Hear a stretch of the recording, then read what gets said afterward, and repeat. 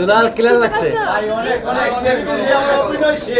পাগলি হয়ে ওঠা, পারা না পারা, গ্রাম মানে এই বাড়িটা শূন্য থেকে একটা পরিপূর্ণ বাড়ি হয়ে ওঠা, এতগুলো মানুষের জীবনের সাথে মিশে যাওয়া, এটা অনেক একটা মানে ওই একটা বছর আসলে শুধু ওই জীবনটার মধ্যে আমরা সময়গুলো উপভোগ করেছি। কোনো চাপ প্রেশার নিয়ে না যে একটা সিনেমা বানাতে হবে, একটা চরিত্র হতে হবে, চাপ না, এটা আসলে ভালোবাসা নিয়ে এবং খুবই অর্গানিক ছিল।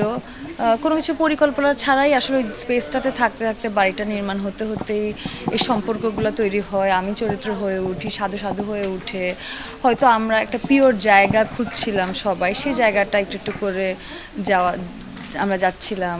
পেছনে পাহাড়, একটা নদী এবং একটা মাছের চাষের জন্য একটা লেক এবং একটা বাড়ি, এরকম একটা যেটা সাধু এবং সাধুর বইয়ের একটা নিজস্ব দুনিয়া রচনা হবে। আমরা এইটা একটা বিউটিফুলি দেখতে চেয়েছিলাম। ওই প্রেজেন্টেশনের জন্য আমরা বহু জায়গায় লোকেশনটা খুঁজছিলাম এবং এটা বাবলু ঘোষ ফাইনালি আমাদের যে লোকেশন দেখেন, লোকেশন ম্যানেজার, উনি এটা খুঁজে পায় 23 সালের শেষের দিকে। সো এন্ড দেন এটাই আসলে আমাদের কাছে মনে হয় যে অ্যাপ্রোপ্রিয়েট লোকেশন। আপু যে সময় আমার প্রথম পাইছিল তখন আপুকে দেখে হঠাৎ আমি বই পেয়ে গেছি।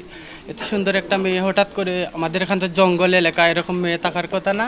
তারপরে তুষি আপু বলছে আমার সাথে, তুমি কি শ্যুট করবা? আমি কি শ্যুট? কয় সিনেমা। তখন আমি মন মন বলি, না আপু আমি তো শুটিং করবো না। তুমি শুটিং করবা না কেন? করবা না, আমাদের সাথে করবা। আর আমার যে ভয় লাগে যে আমাকে যে শুটিংকে নিবে, এটা আমার কাছে অনেক ভয় লাগতেছে।